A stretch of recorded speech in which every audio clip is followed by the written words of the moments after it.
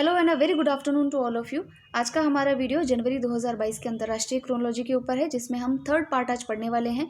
First 2 part में हमने short news पढ़ ली थी और नेशनल न्यूज़ पढ़ ली थी। आज का जो थर्ड वीडियो है उसमें हम स्पेस एंड डिफेंस टेक्नोलॉजी को पढ़ने वाले हैं। स्पेस और डिफेंस के अंदर क्या क्या करंट अफेयर्स हुए हैं उन सभी को हम इसमें पढ़ेंगे।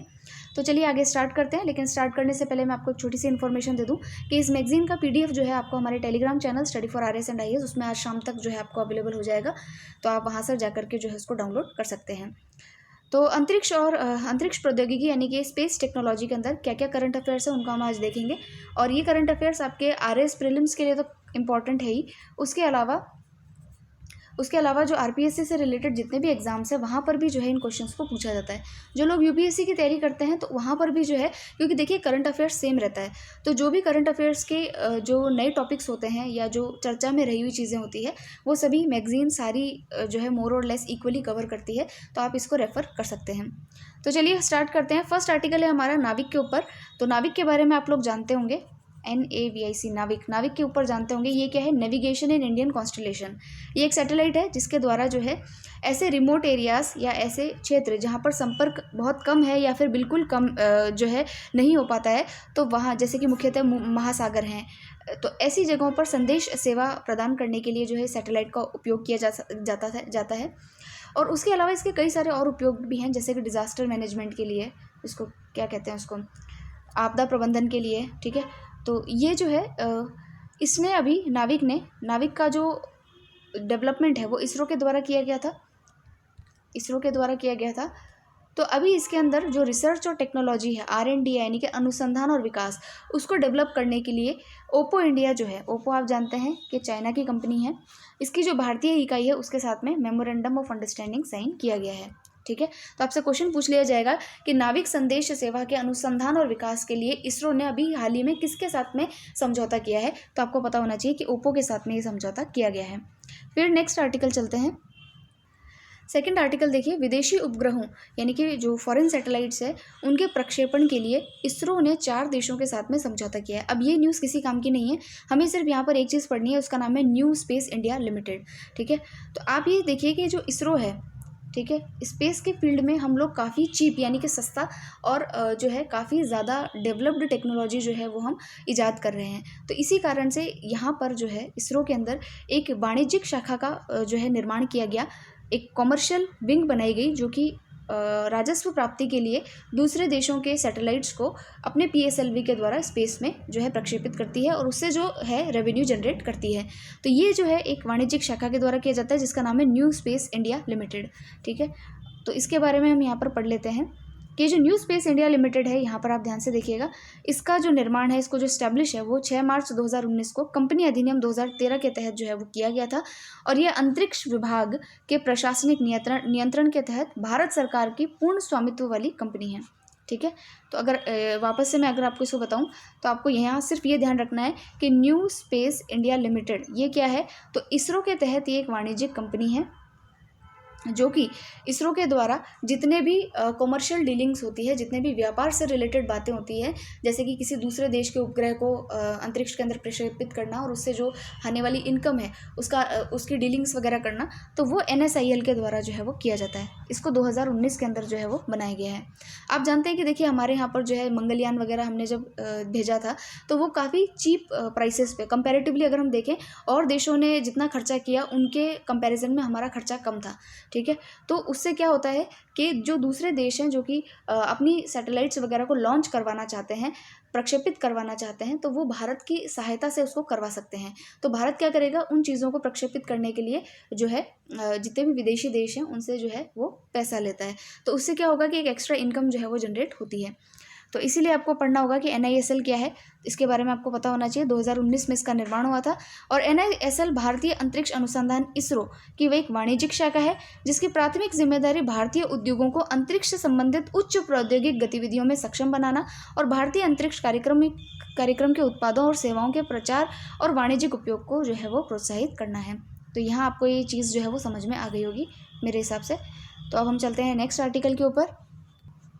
सो नेक्स्ट जो आर्टिकल है वो भी काफ़ी इंपॉर्टेंट है, ये है पार्कर सोलर प्रोब के बारे में। तो ये पार्कर सोलर प्रोब है, देखिए नाम से ही सिद्ध है। प्रोब का मतलब तो होता है जिसका अन्वेषण करने के लिए हम या फिर खोजबीन करने के लिए हम किसी चीज़ को भेजते हैं तो उसको प्रोब कहते हैं। पार्कर सोलर से आप पता लगा सकते हैं कि ये सूर्य के ऊपर जो है ये जो यान है वो भेजा गया है, ठीक है। तो पार्कर सोलर प्रोब जो है ये एक अंतरिक्ष यान है और इसको तैयार किसने किया है? नासा ने। अब ये इंपॉर्टेंट क्यों है? तो देखिए सूर्य के वातावरण में प्रवेश करने वाला ये पहला स्पेसक्राफ्ट बन गया है, ठीक है। तो सूर्य का अध्ययन करने के लिए इसको 2018 के अंदर भेजा गया था नासा के द्वारा, और ये सूर्य की कक्षा में प्रवेश करने वाला पहला उपग्रह जो है पृथ्वी से भेजा गया वो बन गया है, ठीक है। तो अब ये क्या क्या करेगा? तो यहाँ पर अब ये जो चीज़ें हैं ये किसी काम की नहीं है, आप इनको जो है काट भी सकते हैं, ये फालतू की बातें हैं इस यहाँ पे। यहाँ देखिए आप कि ये जो अन्य महत्वपूर्ण तथ्य है यहाँ पर देखिएगा कि पार्कर सोलर प्रोब जो है सूर्य की बाह्य कोरोना का अध्ययन करने के उद्देश्य से 2018 में लॉन्च किया गया था। इस मिशन के दौरान पार्कर सोलर प्रोब में निम्नलिखित 3 कार्यों को संपादित करेगा। 3 कार्य कौन कौन से हैं? पहला कार्य तो ये है कि सोलर विंड और जो सोलर कोरोना है उसके ऊर्जा के प्रवाह का जो है वो पता लगाएगा। सौर हवाओं के स्रोतों पर चुंबकीय क्षेत्र और प्लाज्मा की संरचना का निर्धारण करेगा। सूर्य से निकलने वाले आवेशित कणों की उत्पत्ति, बहाव और उनके व्यवहार की जाँच करेगा। और पार्कर सोलर प्रोब है इसमें 5 पेलोड्स लगे हुए हैं जो सूर्य से संबंधित विभिन्न विषयों का जो है वो अध्ययन करेंगे।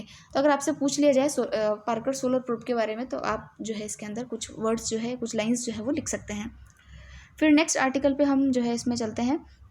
अच्छा, इसमें एक चीज़ और है कि ये जो सोलर प्रोब है सूर्य के निकट जो है 6.9 मिलियन किलोमीटर वर्ष 2025 तक जो है ये पहुंचेगा, ठीक है। 2018 में इसको स्टार्ट किया था और अभी जाकर के ये जो है इसकी जो है क्या कहते हैं इसकी रेंज है उसके अंदर इसने प्रवेश किया है और 2025 तक जो है ये इसको कम्प्लीटली स्टडी कर पाएगा। तो नेक्स्ट आर्टिकल है नासा के द्वारा जेम्स वेब स्पेस टेलीस्कोप जो है उसको लॉन्च किया गया है। सो देखिए ये जो जेम्स वेब स्पेस टेलीस्कोप है काफ़ी इंपॉर्टेंट है। क्या है इसके बारे में इसको पहले जान लेते हैं। आपने सुना होगा कि विश्व का सबसे पावरफुल टेलीस्कोप है हबल टेलीस्कोप, ठीक है। तो अभी इसका स्थान लेने के लिए दूसरा टेलीस्कोप बनाया गया है जिसका नाम है जेम्स वेब स्पेस टेलीस्कोप, ठीक है, जिसका नाम है इसको शॉर्ट में कहा गया है JWST, ठीक है। इसको जो है नासा प्लस आपकी जो यूरोपियन एजेंसी है, यूरोपियन स्पेस एजेंसी है वो, प्लस आपका जो कैनेडियाई स्पेस एजेंसी है, कनाडा की जो स्पेस एजेंसी है, इन तीनों ने मिलकर के जो है इसको बनाया है। और इसको जो है जो पृथ्वी की कक्षा है, ठीक है, उससे कम से कम 15 लाख किलोमीटर की दूरी पर अंतरिक्ष में इसको जो है स्थापित किया जाएगा। और इसका जो कार्यकाल है यानी कि ये कब तक सर्विस देगा, तो 5 से 10 साल तक जो है सर्विस देगा। और इसकी रिपेयरिंग के लिए इसको वापस से जो है धरती पे नहीं लाना पड़ेगा, इसको यहीं पर जो ऑब्जर्वेटरी है वहाँ से इसको जो है 5 बार तक के लिए जो है इसकी रिपेयरिंग हो सकती है, अपग्रेडेशन इसका हो पाएगा। तो अब ये काम क्या क्या करेगा वो भी देख लेते हैं। तो देखिए ये जो टेलीस्कोप है ब्रह्मांड की सुदूर गहराइयों में मौजूद आकाशगंगाओं, एस्टेरॉइड्स, ब्लैक होल्स और सौर मंडल आदि की खोज में जो है वो मदद करेगा। बिग बैंग के बाद बनी जो शुरुआती गैलेक्सीज हैं उनके बारे में अध्ययन करेगा। ब्रह्मांड की उत्पत्ति, जो ब्रह्मांड है उसकी उत्पत्ति की खोज के बारे में जो है ये कार्य करेगा। तो ये सारे कार्य जो हैं जेम्स वेब स्पेस टेलीस्कोप के हैं। आई होप आपको समझ में आ गया होगा। उसके बारे में कई सारी चीज़ें लिखी हुई है, गोल्डन मिरर लगाए ये हमारे काम का नहीं है। हमें तो मुद्दा पता होना चाहिए और उसका यूज़ क्या है ये पता होना चाहिए। तो ये हमने देख लिया। अब नेक्स्ट आर्टिकल पे हम चलेंगे। फिर देखिए नेक्स्ट जो है वो है चाइना ने उपग्रहों के एक समूह जिसका नाम है शीजियान 6, इसको जो है अभी लॉन्च किया है। शीजियान 605 इसको जो है लॉन्च किया है। तो ये जो है चाइना के द्वारा लॉन्च किया गया है और इसके अंदर जो है ये उपग्रह जो है यहाँ देखिए यहाँ पे लिखा है, यह उपग्रह शीजियान 6 उपग्रह समूह 4 का हिस्सा हैं जिन्हें इससे पहले वर्ष 2010 में जो है वो प्रक्षेपित किया गया था। इसके बारे में ज़्यादा डिटेल जानने की ज़रूरत नहीं है, आपको ये पता होना चाहिए कि शीजियान 6 जो उपग्रह है इनका जो समूह है ये किसके द्वारा अभी जो है वो लॉन्च किया गया, तो चाइना के द्वारा लॉन्च किया गया था। नेक्स्ट आर्टिकल पर हम चलेंगे। तो देखिए एक और मिसाइल है जिसका परीक्षण जो है DRDO के द्वारा किया गया है। मिसाइल का नाम है stand of anti tank missile, ठीक है, stand of anti tank missile. इसको इंग्लिश में आप बोलेंगे SANT, यानी इसका एब्रीवेशन है SANT, ठीक है। तो ये क्या है, तो DRDO ने इसको अभी जो है DRDO और जो आपका भारतीय वायुसेना है उनने अभी इसका परीक्षण किया है राजस्थान के जैसलमेर में, ठीक है। तो ये है क्या एक्चुअल में, तो ये जो है इसका यहाँ पर देखिए, ये लंबी दूरी के बम तथा स्मार्ट एंटी एयरफील्ड हथियार के बाद हाल ही में परीक्षण किए जाने वाले स्वदेशी स्टैंड ऑफ हथियारों की श्रृंखला में तीसरी मिसाइल है, ठीक है। और ये जो है हमारे यहाँ पर जो है कॉम्बैट जो आर्मी है उसमें जो कॉम्बैट सर्विसेज है वहाँ पर जो है इसको यूज़ किया जाएगा, ठीक है। नेक्स्ट आर्टिकल देखिए, वैसे मैंने यहाँ से जो आर्टिकल स्टार्ट है उन पे मैंने जो है मार्क नहीं किया है, तो आप इसको जो है आपके पास आई होप फिजिकल फॉर्म में मैगजीन होगी तो आप मार्क कर लीजिएगा। ये भी काफ़ी इंपॉर्टेंट है। पिनाक के ऊपर जो है जैसे क्वेश्चन पूछा जा सकता है। तो पिनाक क्या है? तो पिनाक जो है एक आपका जो है एक मल्टी बैरल रॉकेट लॉन्चर है। क्या है? मल्टी बैरल रॉकेट लॉन्चर है। और पिनाक जो है भगवान शिव का जो धनुष है वहाँ से इसका नाम लिया गया है। तो पिनाक का जो बनाया गया है ये तो बहुत पहले बना दिया गया था, अभी इसमें और अपग्रेडेशन किया गया और उसी अपग्रेडेशन को नाम दिया गया है पिनाक एक्सटेंडेड रेंज। ठीक है, और इसका भी अभी परीक्षण किया है जैसलमेर के अंदर। और इसमें देखिए कि विभिन्न दूरियों पर 24 रॉकेटों को विभिन्न विस्फोटक क्षमताओं के साथ जो है दागा जा सकता है, मतलब ये इसकी क्षमता है। और अगर हम आगे इसके बारे में और पढ़ें तो यहाँ देखिए आप कि पिनाक जो है ये 44 सेकंड की अवधि में 12 रॉकेटों का एक सेल्वो फायर करने में जो है वो सक्षम है। ठीक है, तो 44 सेकंड में 12 जो रॉकेट्स हैं उनको ये एक साथ जो है वो फायर कर सकता है। तो एक्सटेंडेड रेंज सिस्टम का ये नया परीक्षण जो है ये 45 किलोमीटर तक की रेंज सीमा हासिल करने में सक्षम है। तो इसकी रेंज जो है अभी जो है इसकी रेंज जो है वो बढ़ाई गई है। पहले वाले की रेंज कितनी थी? 35 से 37 किलोमीटर, अभी लगभग इसकी रेंज हो गई है 45 किलोमीटर। इतनी दूरी पर जो है ये मार कर सकता है। तो ये आपके इसके अंदर स्पेशल फीचर्स थे। उसके अलावा कुछ और चीज़ें बताई है कि पिनाक ER के परीक्षण के साथ ही एरिया डिनायल म्यूनेशन और नव स्वदेशी रूप से विकसित फ्यूज़ यानी इंडिजिनसली डेवलप्ड फ्यूजेस का सफल परीक्षण विभिन्न परीक्षण स्थलों पर जो है वो संपन्न किया गया है। तो ये कुछ चीज़ें हैं इसके अंदर। बाकी आप जो है इसको काट सकते हैं। आपको पिनाक के बारे में कुछ इन्फॉर्मेशन जो है वो मैंने बता दी है कि एक मल्टी बैरल जो है रॉकेट लॉन्चर है। फिर नेक्स्ट आर्टिकल हम देखते हैं। नेक्स्ट आर्टिकल हमारा DRDO के ऊपर है। DRDO ने एक मिसाइल का जो है परीक्षण किया है, उस मिसाइल का नाम है प्रलय। ठीक है, तो अब ये प्रलय मिसाइल जो है पूछा जा सकता है कि प्रलय निम्न में से किस प्रकार की मिसाइल है। तो ये सरफेस टू सरफेस मिसाइल यानी कि सतह से सतह में मार करने वाली ये मिसाइल है। ये आप ध्यान रखेंगे, ये इंपॉर्टेंट बात है इसमें।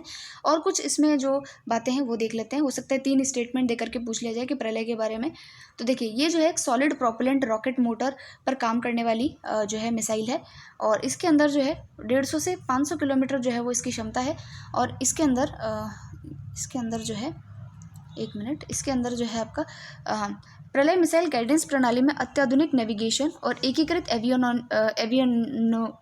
एवियोनिक्स प्रणाली जो है इसके अंदर शामिल है। तो ये 2 चीज़ें इसके बारे में हैं। ये तो इतनी इंपॉर्टेंट नहीं है, आपको इसकी रेंज पता होनी चाहिए। और ये जो है सतह से सतह पर मार करने वाली जो है मिसाइल है। और उसके अलावा इसके अंदर सॉलिड प्रोपेलेंट रॉकेट मोटर जो है वो यूज़ की गई है, ये आपको ध्यान रखना है। ठीक है, अब देखिए एक और नई जो मिसाइल है उसके बारे में पढ़ लेते हैं। नई तो नहीं है लेकिन इसका नाम अलग है। इसका नाम है अग्नि P, यानी अग्नि प्राइम और अग्नि P इसका नाम है। तो ये जो है आपके ये नई पीढ़ी की परमाणु सक्षम बैलिस्टिक मिसाइल है जिसका नाम है अग्नि P। अग्नि की पहले से भी जो है कई सारी जो लॉन्चेस है उसको देखा जा चुका है और हम इसके बारे में पढ़ते भी हैं। अग्नि P का जो है उसको देख लेते हैं। अग्नि P का फुल फॉर्म है अग्नि प्राइम और अग्नि तो इसमें आगे देखिए अग्नि P जो है डुअल रिडंडेंट नेविगेशन तथा मार्गदर्शन प्रणाली के साथ एक 2 चरणों वाली कैनिस्टराइज सॉलिड प्रोपेलेंट बैलिस्टिक मिसाइल है। ठीक है, ध्यान रह जाए तो ठीक है, वरना इतना तो पता रहेगा ही कि ये जो है इस प्रकार की मिसाइल भी जो है इसमें आगे उन्नत संस्करण में लॉन्च की गई है। जो अग्नि है वो भी सतह से सतह पर मार करने वाली एक मिसाइल है और इसकी मारक क्षमता जो है इसकी रेंज जो है 1000 से 2000 किलोमीटर के बीच में है। ठीक है, तो ये इतनी चीज़ें जो है इस अग्नि P के बारे में आप ध्यान रखेंगे।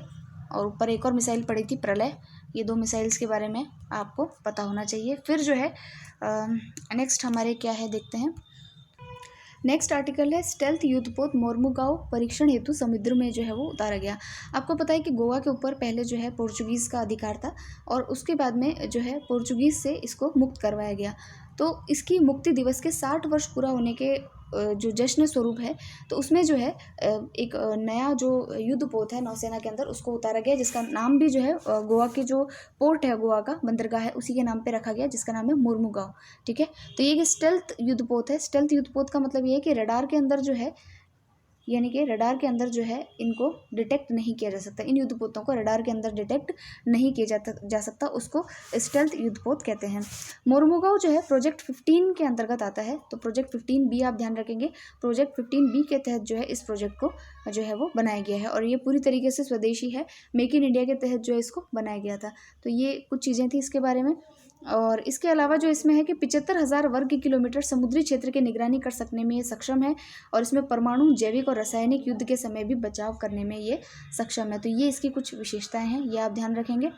फिर देश का सबसे शक्तिशाली युद्धपोत कहे जाने वाले इस युद्धपोत में ब्रह्मोस और बराक 8 जैसी मिसाइलें भी जो है वो लगाई जा सकती है। तो ये काफ़ी जो है पावरफुल युद्धपोत है, तो इसके बारे में हमको पता होना चाहिए। और फिर देखिए इसमें जो है MF रडार लगा हुआ है, जो कई किलोमीटर दूर से ही हवा में मौजूद लक्ष्य को पहचान कर उस पर निशाना साध सकता है। तो अगर आपसे पूछ लिया जाए मोरमुगाओ युद्धपोत के बारे में, तो आपको इतनी इन्फॉर्मेशन इसके बारे में पता होनी चाहिए। अब देखिए नेक्स्ट जो आर्टिकल है वो S-400 के ऊपर है कि S-400 का जो फर्स्ट जो आपूर्ति है, पहली जो इसकी खेप है उसको भारतीय वायुसेना के द्वारा पंजाब के अंदर जो है वो तैनात किया गया है। S-400 का जो ये मिसाइल सिस्टम है ये हमने कहाँ से लिया है? रशिया से लिया है, काफ़ी इंपॉर्टेंट है। UPSC के अंदर एक बार क्वेश्चन था कि जो थर्ड सिस्टम है ये हमने कहाँ से या किस देश से संबंधित है, तो ये एयर डिफेंस सिस्टम है और ये USA का है। तो इसी तरीके से आपको S-400 के बारे में पता होना चाहिए कि S-400 क्या है, और उसकी खेप जो है, पहली खेप जो है वो भारत में मंगाई जा चुकी है और उसको जो है पंजाब के अंदर जो है वो तैनाती दी है। तो S-400 के बारे में कुछ और चीज़ें भी हैं कि भाई ये 35,000 करोड़ रुपए की लागत से जो है 35,000 करोड़ की जो है डील थी, इतने में इसको ख़रीदा गया है, लेकिन ये हमारे लिए किसी काम का नहीं है, इतना हमें नहीं पता होना चाहिए, हमें तो इसके फीचर्स पता होने चाहिए। तो देखिए ये जो है, यह जो S-400 सिस्टम है ये एक बार में 80 टारगेट्स को जो है ट्रैक कर सकता है, और जैसे ही हमला होता है तो उसमें 3 मिनट के भीतर जो है ये जवाबी कार्रवाई करने के लिए तैयार रहता है। और उसमें देखिए आप कि 72 मिसाइल्स को एक बार में जो है वो लॉन्च कर सकता है। तो ये इतनी पावर है इसकी, ठीक है। और इसका जो सिस्टम है उसको रेडार के द्वारा जो है जैम भी नहीं किया जा सकता। तो इसलिए ये चीज़ें काफ़ी इंपॉर्टेंट है S-400 के बारे में, तो ये ध्यान रखिएगा। फिर है रक्षा मंत्री ने रखी ब्रह्मोस विनिर्माण केंद्र की आधारशिला, इसके बारे में हम देख लेते हैं। नेक्स्ट आर्टिकल है कि रक्षा मंत्री ने जो ब्रह्मोस विनिर्माण केंद्र है उसकी आधारशिला उत्तर प्रदेश के लखनऊ के अंदर रखी है। और इसके अंदर देखिए मेन चीज़ें क्या है कि Uttar Pradesh defence industrial corridor जो है ये रक्षा और एरोस्पेस विनिर्माण क्लस्टरों के विकास में तेज़ी लाने के लिए 22 एकड़ में फैल करके अपनी जगह 22 एकड़ के अंदर जो है फैले अपनी तरह की पहले रक्षा प्रौद्योगिकी और परीक्षण केंद्र की ये स्थापना की गई है। मतलब इसमें क्या होगा कि सारी चीज़ों को इंटीग्रेट किया जाएगा और इसमें कई सारे उपकेंद्र बनाए जाएंगे ताकि डिफेंस टेक्नोलॉजी से रिलेटेड जितनी भी चीज़ें हों वो एक ही जगह पर जो है वो केंद्रित की जा सकें। जैसे कि देखिए इसमें कई सारे उपकेंद्र हैं, deep tech innovation and startup incubation centre, design और सिमुलेशन केंद्र, परीक्षण और मूल्यांकन केंद्र, उद्योग ये वगैरह, कौशल विकास केंद्र, व्यवसाय विकास केंद्र, ये सारी चीज़ें जो है इसके अंदर अवेलेबल होगी। हमको मेन चीज़ ये पता रखनी है कि ये जो है ब्रह्मोस विनिर्माण केंद्र जो है, मैन्युफैक्चरिंग जो केंद्र है, इसकी स्थापना जो है वो कहाँ पर की गई है, तो ये लखनऊ में की गई है, ये हमको पता होना चाहिए, ये मेन बात है इसके अंदर, ठीक है। और ये अपनी तरह का पहला इस प्रकार का जो है DTTC जो है वो स्थापित किया गया है, यानी कि डिफेंस टेक्नोलॉजी टेस्ट सेंटर जो है वो स्थापित किया गया है। तो ये हमें ध्यान होना चाहिए। फिर नेक्स्ट हम आर्टिकल पे चलते हैं। तो भारतीय नौसेना के लिए एक जो है सर्वेक्षण पोत तैयार किया गया है जिसका नाम है संधायक, ठीक है, नाम ध्यान रखिएगा। संधायक के बारे में अगर आपसे पूछ लें कि हाल ही में चर्चा में रहे संधायक जो है वो क्या है, तो आपको पता होना चाहिए कि भारतीय नौसेना के लिए एक सर्वेक्षण पोत जो है वो तैयार किया गया है। ऐसे 4 पोत तैयार किए गए हैं, उनमें से पहला पोत जो है वो उसका नाम है संधायक, ठीक है। और इसको जो है किसने बनाया है इतना इंपॉर्टेंट नहीं है, अगर आप जानना चाहें तो पढ़ सकते हैं कि इन वेसल्स को रक्षा क्षेत्र में सार्वजनिक क्षेत्र के उपक्रम जिसका नाम है garden reach ship builders and engineers limited, इसके द्वारा जो है इसको निर्मित किया गया है। और भारत में ये अग्रणी कंपनी है इस प्रकार के पोत बनाने में। सिर्फ अपने को नाम पता होना चाहिए कि संधायक पोत क्या है, तो ये जो है आपका ये जो है भारतीय नौसेना के लिए सर्वेक्षण पोत जो है वो बनाया गया है, ठीक है। फिर देखिए नेक्स्ट में जो है एक प्रेसिडेंट के द्वारा जो है एक क्या कहें उसको, प्रेसिडेंट स्टैंडर्ड करके एक जो मानक होता है वो दिया गया है। और किसको दिया गया है, तो 22वें मिसाइल वेसल स्क्वाड्रन, ये जो स्क्वाड्रन है उसमें 22वां मिसाइल स्क्वाड्रन जो है उसको ये जो है ये सम्मान जो है वो दिया गया है। तो इससे पहले देखिए 22वीं मिसाइल वेसल स्क्वाड्रन को औपचारिक रूप से अक्टूबर 1991 में मुंबई में 10 वीर श्रेणी और 3 प्रबल श्रेणी मिसाइल नौकाओं के साथ में जो है वो स्थापित किया गया था।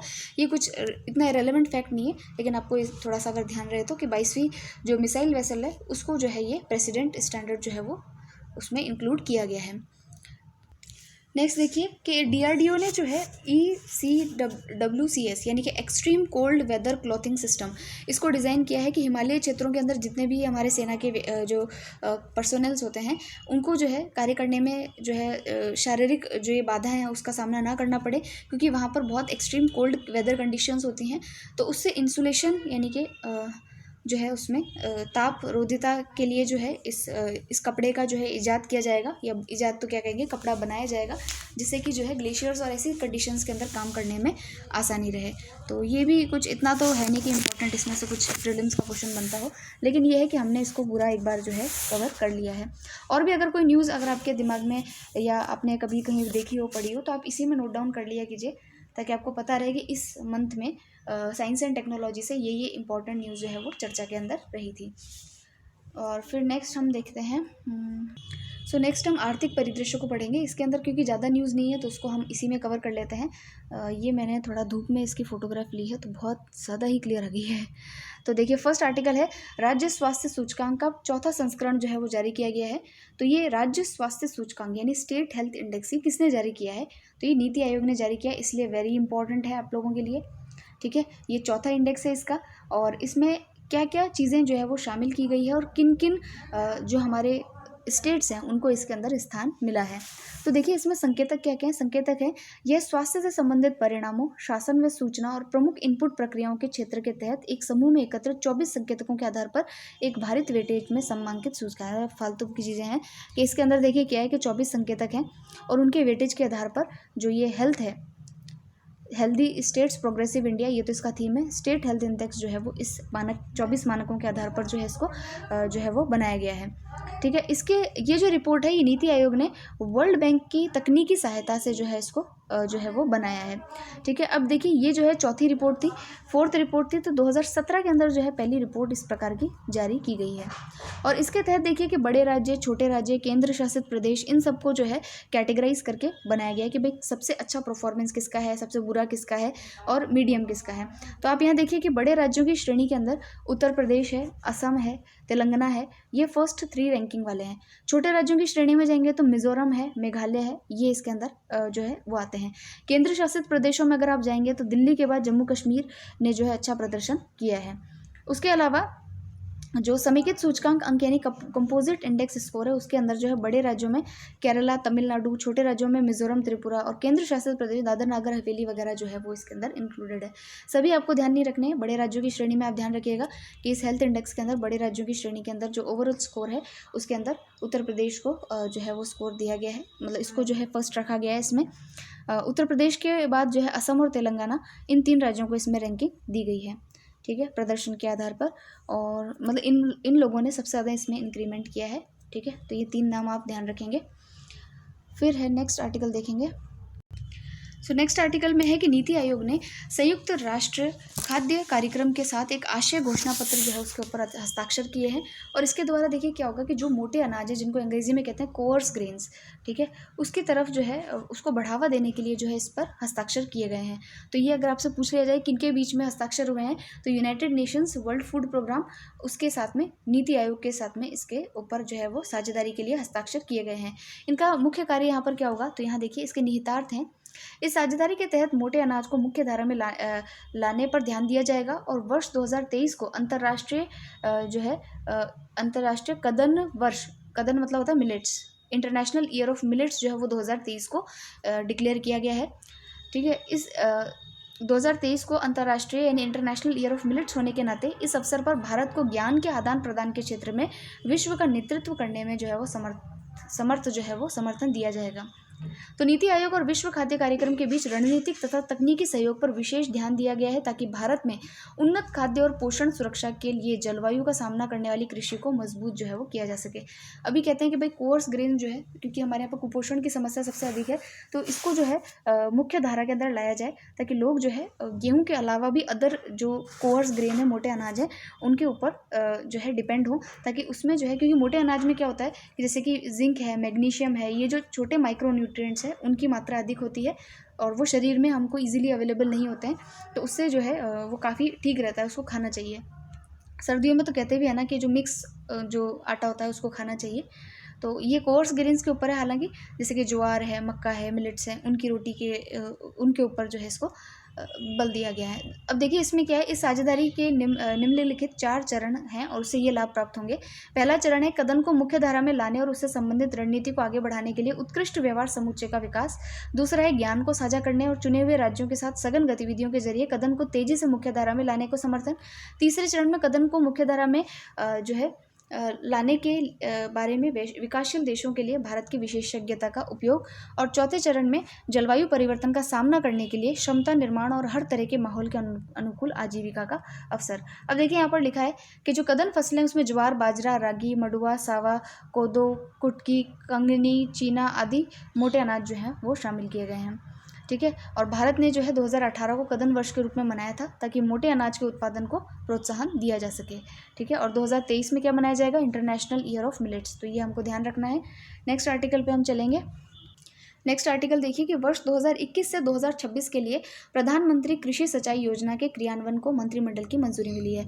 आप जानते हैं कि प्रधानमंत्री कृषि सिंचाई योजना 2015 में लॉन्च हो गई थी, लेकिन अभी इसका जो ये नेक्स्ट संस्करण है इसके लिए मंजूरी दी गई है जो 2021 से 2026 तक के लिए होगा।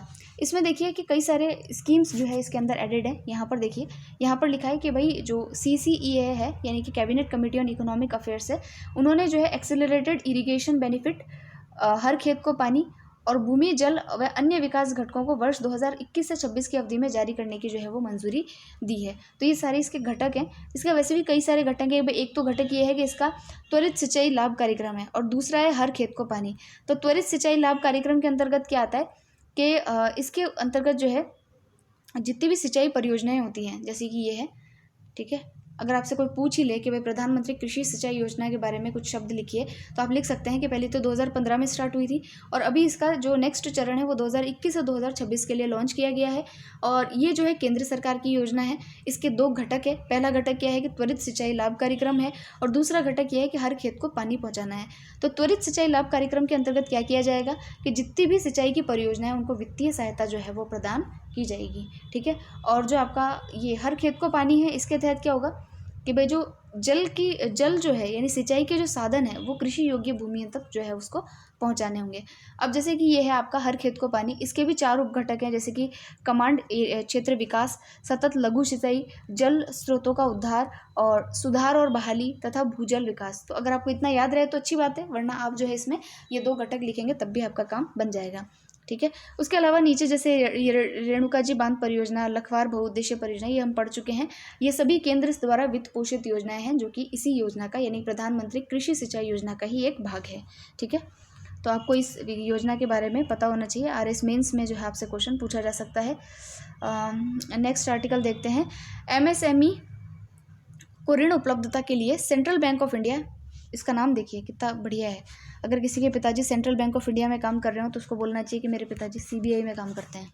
ठीक है, तो हाँ, तो सेंट्रल बैंक ऑफ इंडिया और यू ग्रो कैपिटल जो है इसके बीच में जो है समझौता हुआ है MSME को लोन देने के लिए, ऋण उपलब्ध करवाने के लिए। तो देखिए यू ग्रो जो है ये एक वित्तीय प्रौद्योगिकी कंपनी है।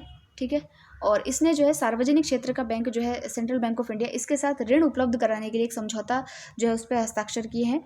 और इसमें अनुबंध ये है कि भाई 1000 करोड़ तक का लोन जो है वो हम प्रोवाइड करेंगे इसके भीतर। ठीक है, और ये जो है सस्ती दर पर ऋण उपलब्ध जो है वो कराएगा। तो अगर आपको MSME के ऊपर कुछ लिखना हो तो आप बता सकते हैं इसके अंदर कि भाई इस तरह के ऋण जो है वो इसमें दिए जाएंगे। अब देखिए इसमें जो है ये भी इस एक क्या कहते हैं, जैसे कि वो मुद्रा लोन था ना, तरुण, शिशु और इस प्रकार का लोन, उसी प्रकार से इसमें भी जो है प्रथम संजीवनी साथी ग्रो MSME और मशीनरी फाइनेंसिंग जैसे कार्यक्रम के तहत MSME क्षेत्र की विभिन्न इकाइयों को दिया जाएगा। मतलब ये भी इसके सब क्लॉजेज हैं। हालांकि इतना कोई भी नहीं पूछेगा, बस आप ऊपर का मेन चीज़ ध्यान रखिएगा कि ऋण उपलब्ध कराने के लिए यू ग्रो के साथ में इन्होंने सेंट्रल बैंक ऑफ इंडिया ने यानी CBI ने जो है वो हस्ताक्षर किए हैं। ठीक है, नेक्स्ट आर्टिकल हम देखेंगे। नेक्स्ट आर्टिकल देखिए कि आपने सुना होगा कि एयर इंडिया जो है वो काफ़ी लॉस में था, लॉस मेकिंग था। तो अभी उसको जो है जो टाटा सन्स की जो एक कंपनी है जिसका नाम है टेलिस, उसने जो है इसको खरीद लिया है वापस से, जो है अधिक बोली लगा करके 18,000 करोड़ की बोली लगा करके इसको खरीदा है। ये इंपॉर्टेंट बात नहीं है, लेकिन आपको पता होना चाहिए कि एयर इंडिया को जो है अभी हाल ही में किसने जो है वापस खरीदा है। तो इसको खरीदने वाली संस्था का नाम क्या है? कॉम्पिटिशन कमीशन ऑफ सॉरी इसका नाम है टेलिस, और ये इसके अधिग्रहण को मंजूरी दी एक संस्था जिसका नाम है कॉम्पिटिशन कमीशन ऑफ इंडिया। ठीक है। और इससे पहले आपको ये बता दें कि एयर इंडिया जो है इसको सबसे पहले JRD टाटा जो है उन्होंने ही इसको 1932 में स्थापित किया था, और 1946 के अंदर इसका नाम परिवर्तित करके एयर इंडिया रख दिया गया था। ठीक है। तो ये इसमें कुछ इंपॉर्टेंट बातें थी। और फिर जो है नेक्स्ट आर्टिकल देखिए कि पेटागोनिया के ऊपर एक आर्टिकल है कि हमारे जो इंडिया में गुजरात की जो खादी है, गुजरात में जो खादी है उससे डेनिम का निर्माण किया जाता है, और वो जो डेनिम होती है यानी पेंट बनाने के जो काम आती है उसको जो है हाथ से बनाया जाता है। तो इसको खरीदने का भी एक सौदा हुआ है, और वो अमेरिका का जो एक देश है पेटागोनिया, उसने जो है यहाँ पर इस पर हस्ताक्षर किए हैं इसको खरीदने पर। ठीक है। तो ये इसमें कुछ थोड़ी सी इंपॉर्टेंट बात थी। उसके अलावा राउंड अप में कुछ ऐसी कोई खास न्यूज़ है नहीं जिसको कि हमको याद करना हो। तो जो है आज हम इतना ही पढ़ेंगे, और नेक्स्ट जो है उस नेक्स्ट वीडियो के अंदर हम प्रादेशिक परिदृश्य को पढ़ेंगे और जो रिमेनिंग न्यूज़ है उसको कंप्लीट करेंगे। तो आई होप आपको ये वीडियो पसंद आया होगा। हम नेक्स्ट वीडियो में मिलेंगे। Thank you very much.